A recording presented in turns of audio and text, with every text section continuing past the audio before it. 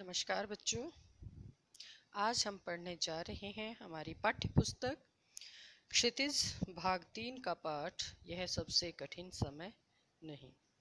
बच्चों, यह एक कविता है जिसकी कवयित्री हैं जया जादवानी। जया जादवानी जी एक आशावादी लेखिका हैं और आशावादी दृष्टिकोण रखती हैं। अपने जीवन में उनका यह कहना है कि अभी सब कुछ सरल तरीके से हो रहा है, अर्थात अभी कठिन समय नहीं आया है। लेखिका कहती है कि अभी भी चिड़िया अपना घोंसला बनाने के लिए प्रयासरत है, वो अभी भी कोशिश कर रही है, वह उड़ने की तैयारी में है। अपने क्रियाकलाप करने के लिए, अपना घोंसला बनाने की तैयारी में वो जुटी हुई है और उड़ने के लिए भी तैयार है। अभी सबसे कठिन समय नहीं है। इसी के साथ वो कहती है, अब भी लोग दूसरे की मदद के लिए तैयार रहते हैं। अब भी कोई है जो हमारी चिंता करता है, जो हमारे इंतज़ार में घर में बैठा हुआ है। अभी भी कोई रेलगाड़ी है जो गंतव्य तक हमें पहुंचाती है। और अब भी अंतरिक्ष के पार से कोई ऐसी बस आती है जो बचे हुए लोगों की खबर लाती है। यानी चाहे कितनी ही मुश्किलें क्यों ना हो, लेकिन अब भी हमारे जीवन में बहुत सारी आशा की किरणें हैं, इसलिए हमें निराश नहीं होना चाहिए। ये समय सबसे कठिन समय नहीं है, ऐसा जया जी का कहना है। तो बच्चों, हम अपनी कविता शुरू करते हैं। नहीं, यह सबसे कठिन समय नहीं।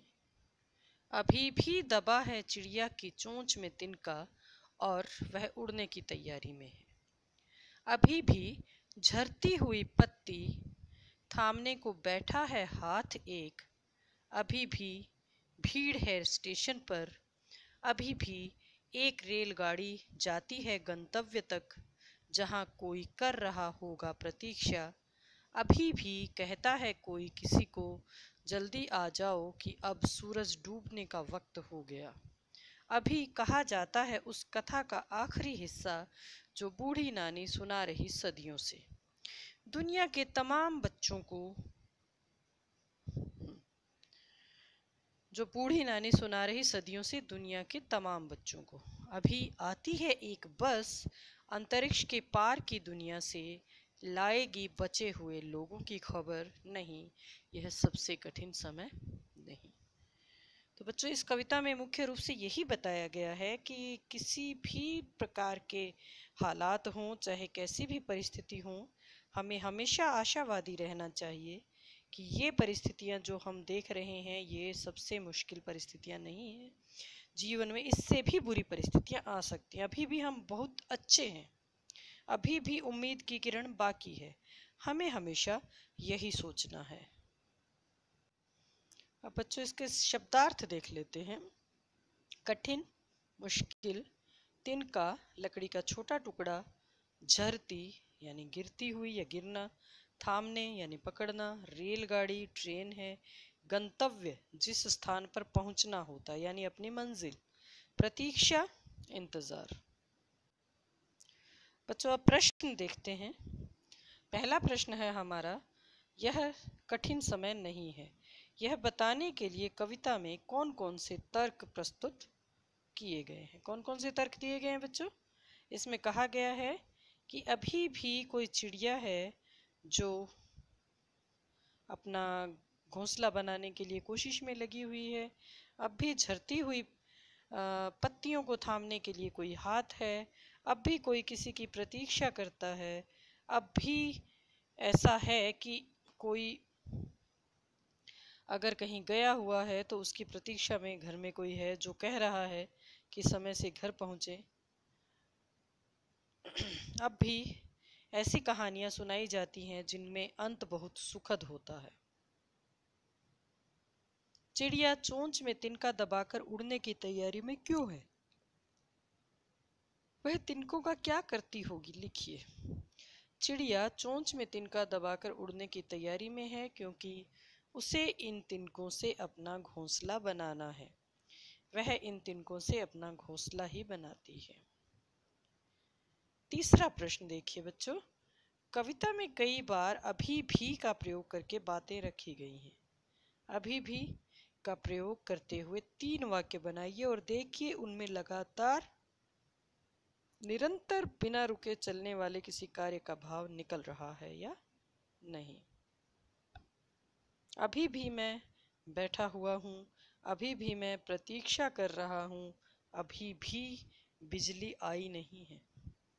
इसी तरह से आपको अभी भी के प्रयोग से 3 वाक्य बनाने हैं जो आप बनाओगे। उसके बाद है बच्चों नहीं और अभी भी को साथ प्रयोग करके 3 वाक्य लिखिए और देखिए नहीं और अभी भी के पीछे कौन कौन से भाव छिपे हो सकते हैं। तो इसमें भी इसी तरह नहीं, अभी भी उम्मीद है कि हम सफल हो जाएंगे। नहीं, अभी भी लगता है बारिश आएगी। नहीं, अभी भी मौका है कि मैं सबसे आगे जा सकता हूँ। इस प्रकार से हम इनको वाक्य में प्रयोग कर सकते हैं। कविता से आगे, घर के बड़े बूढ़ों द्वारा बच्चों को सुनाई जाने वाले किसी ऐसी कथा की जानकारी प्राप्त कीजिए जिसके आखिरी हिस्से में कठिन परिस्थितियों से जीतने का संदेश हो। ऐसी बहुत सारी कहानियां हैं जो आपकी दादी नानी अक्सर सुनाती रहती हैं। कुछ कहानियां जो बहुत प्रचलित है उनमें से ही एक राम कथा भी है बच्चों। राम कथा में भी यही होता है कि राम बहुत सारे कष्ट उठाते हैं लेकिन अंत में वो आकर अयोध्या के राजा बन जाते हैं, सारी कष्टियों को जीत लेते हैं। इसी प्रकार की कोई और कहानी जो आपने अपनी दादी या नानी से सुनी है आप इसमें लिख सकते हो। आप जब भी स्कूल से घर जाते हैं कोई आपकी प्रतीक्षा कर रहा होता है। सूरज डूबने का समय भी आपको खेल के मैदान से घर लौट चलने की सूचना देता है कि घर में कोई आपकी प्रतीक्षा कर रहा है। प्रतीक्षा करने वाले व्यक्ति के विषय में आप क्या सोचते हैं, अपने विचार लिखिए। जो कोई भी व्यक्ति हमारी प्रतीक्षा करता है दरअसल वो हमें बहुत प्रेम करता है, वो हमारा बहुत ख्याल रखता है, उसे हमेशा हमारी चिंता रहती है। इसीलिए वो चाहते हैं कि हम जल्द ही घर पहुंच जाएं और हाँ, उनको हमसे बहुत प्रेम भी होता है तो वो चाहते हैं कि वो जितनी जल्दी हो सके घर पहुंच जाएं। अनुमान और कल्पना। अंतरिक्ष के पार की दुनिया से क्या सचमुच कोई बस आती है जिससे खतरों के बाद भी बचे हुए लोगों की खबर मिलती है? आपकी राय में यह झूठ है या सच? यदि झूठ है तो कविता में ऐसा क्यों लिखा गया? अनुमान लगाइए। यदि सच लगता है तो किसी अंतरिक्ष संबंधी विज्ञान कथा के आधार पर कल्पना कीजिए कि वह बस कैसी होगी, वे बचे हुए लोग खतरों से क्यों घिर गए होंगे। इस संदर्भ को लेकर कोई कथा बन सके तो बनाइए। बच्चों, इसका पहला आधा भाग है, हम उसकी चर्चा पहले करते हैं कि क्या सचमुच अंतरिक्ष से कोई बस आती है? नहीं, आती तो नहीं है। हालांकि कुछ जगहों पर इस तरह की अफवाहें फैली हुई हैं कि अंतरिक्ष से उड़न तश्तरियां नीचे आती हैं जिसमें एलियंस आते हैं, लेकिन हमें नहीं पता है, वास्तव में ऐसा नहीं है। लेकिन फिर भी ये बात इसलिए कही गई है ताकि लोगों में सकारात्मक दृष्टिकोण हो, उनकी सोच पॉजिटिव हो। लोग मुसीबतों से घबराएं नहीं, बल्कि कैसी भी कठिन परिस्थिति हो वो हमेशा यही उम्मीद करें कि नहीं, परिस्थितियां बदलने वाली हैं। शायद इसी वजह से ऐसा लिखा गया है। बाकी का जो आधा प्रश्न है बच्चों, उसे आप अपने कल्पना से लिखिए कि कैसी वो बस होगी और उससे बचे हुए लोग खतरों में क्यों घिरे। ये आपको सोचना है, पूरी तरह से ये आपकी कल्पना पर आधारित है। तो ये पाठ हमारा यहीं समाप्त हो गया है बच्चों। धन्यवाद।